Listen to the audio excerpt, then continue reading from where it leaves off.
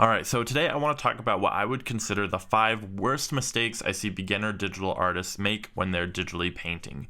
So we're going to jump right in. The first one being using too many soft edges. So to show you what I mean, I'm going to select this layer so I'm not painting outside the lines. And when they're painting, they're using a soft airbrush, and they never ever really get any sort of crisp hard edges to any of their shadows. Let's go a little bit warmer with that. Everything is really soft. They might clean it up a little bit, but there's just a ton of soft edges, and there's no variation to their edges. They don't have any edge control, and it makes the whole thing look really mushy and amateurish. It looks like the whole thing was sort of just like airbrushed on. And I'm not sure what the tendency to do this comes from. I know that it can be scary to make really hard definitive marks when you're using a hard edge, but sometimes you do need a hard edge, and you need to learn how to use a mixture of both when you're painting. Otherwise, you get images that just look like they don't have a lot of really clear definition. I'm sure you all, either you're guilty of it or you've seen paintings like this, and everything, all the shading just has this really soft edge to it. And it doesn't look good. There's nothing that is really lit like this ever. Everything is a combination of soft and hard edges, and learning how to master that and be aware of it in your art is going to really help take your art to the next level, instead of sort of just going around sort of guessing, which takes me to the second thing that people do, which is guess. So in painting, obviously, you're not going to be a mastermind and know everything about your lighting and your anatomy and everything like that. You're still painting from your imagination, but you should use reference. A lot of times I see people who, when they're painting, they're trying to figure out the lighting, and they're trying to say, okay, where's the lighting going to be coming from here on this? Where do I think that the shadows are going to fall? And they kind of, let's get a dark color again. They'll just come in here and totally start guessing on things about things like shadows, lighting, where arm or leg might be placed, and it starts looking really bad and really obvious. Now, you don't have to use reference all the time, right? You can make educated guesses, but if you're really just shooting in the dark and you have no idea, and you just start guessing, it's going to show through. It's going to look really bad, right? Sometimes you might not be paying attention to how bright or dark a value should be in your guessing. Either way, it ends up looking bad, and it shows and it comes across, okay? Another example would be that I see a lot. I'll just draw here to show you what I'm talking about. People might be trying to draw some sort of a creature, right? I'll just sketch one out really quick. And they've got the head down here, right? And they've got the front legs, and then the back legs, they're not really sure where they go.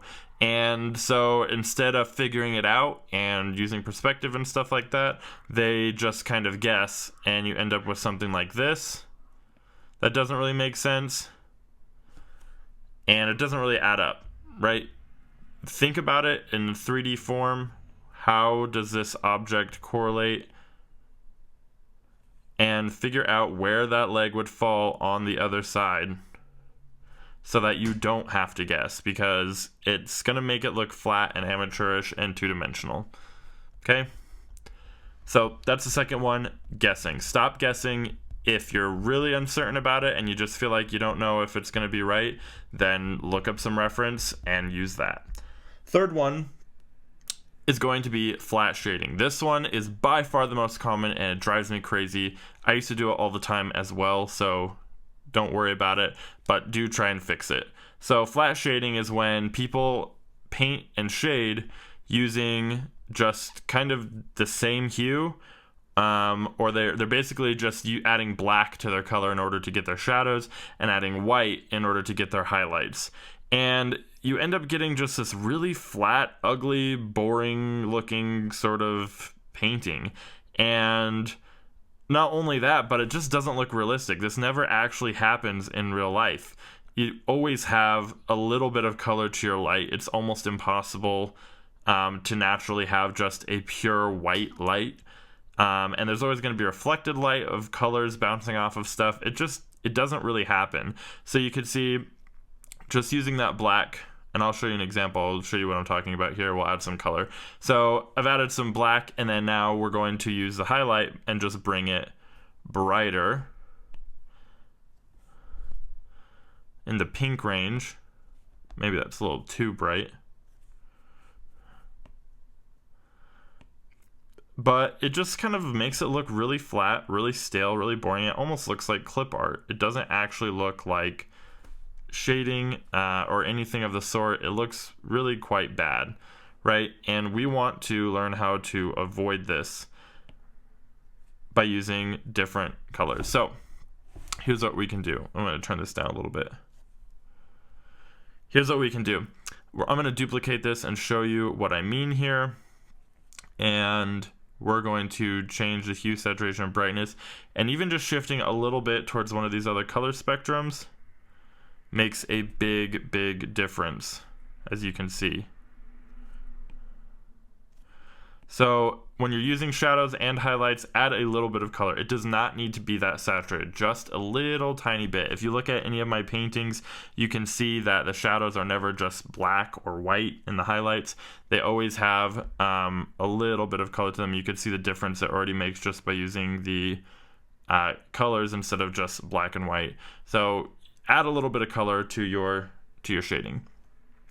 The next one is going to be too many highlights. I see this one a lot.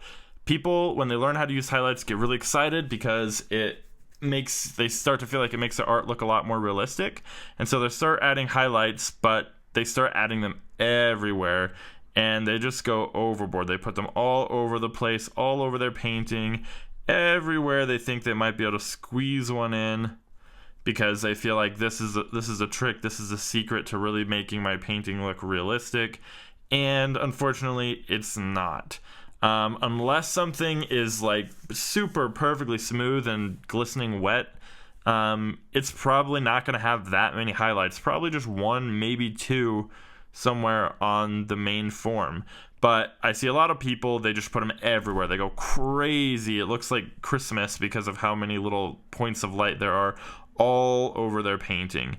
Now, if you're very selective about what you're doing and this is specifically a style you're going for, then there's nothing wrong with that. But a lot of times it's not the case, and it just ends up looking tacky and bad.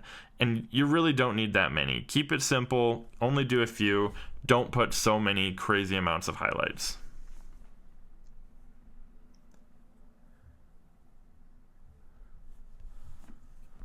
The last one that I see happen a lot is really low contrast sort of painting. So what I see a lot of is, especially when it comes to skin tones for some reason, when people paint skin, what will happen a lot is they won't go very deep with their shadows, so they'll just add a little bit, they'll add the color to it and everything, but they just don't go that deep.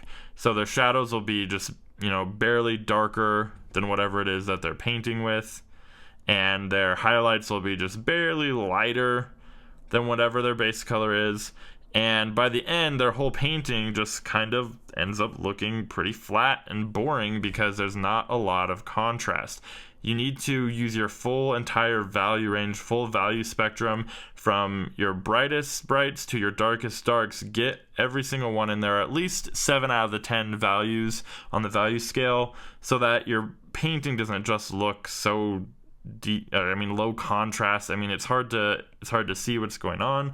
Once again, these are all things that if you want to ignore stylistically, you can, but you have to know how to do it. So we see, if we bring that up here now as well, see a lot of paintings like this basically, where it's just really low contrast, not a lot of visual interest, and they'll do the whole entire painting like this and then just sort of leave it, right? And that's as far as they'll take it. They don't seem to feel a need to add any more deep dark shadows or any spots that are bright highlights. This is kind of the opposite of the highlight problem, where instead of doing too many highlights, there's virtually no highlights. And it's going to give you the same problem as having too many highlights. It's just not going to look real, and it's going to look kind of lame, right? So what you need to do is go even darker, right? Have some spots that are really dark that you can really push back all the way and not be afraid to add value to. And you can see that the more range you have to your values, the more realistic and the more form your painting starts to take on and have. You can start to really feel the shapes. It doesn't feel like a guess anymore either, and it really feels like this thing is three-dimensional and that it has some dimensions to it versus just being kind of like flat, almost like pop art, right? You can do another layer as well of highlights where you really push it even further. Okay, see what I mean? So make sure you get your full value range in there in order to really make something come alive. So those are the 5 most common and worst problems that I see when it comes to beginner digital artists. If you find yourself struggling with any of these, don't worry, it's something that you can easily fix with practice. You just have to make sure that you start becoming aware of it as the first step. If you like this lecture and you want to get some more tools on how to become a better digital artist, then definitely check out my courses on Udemy. They cover topics from concept art to digital painting to character design. And if that's the sort of thing you're interested in, check them out. If you're a YouTube subscriber, you can take any of my courses for only $14.99. So be sure to check out the links in the description of this video. And if you haven't subscribed already, subscribe, like, hit that bell notification icon so that you can be notified whenever I post a new video. And tomorrow I'll be doing another live stream at 12 p.m. Mountain Standard Time. So I'll see you guys in the next one.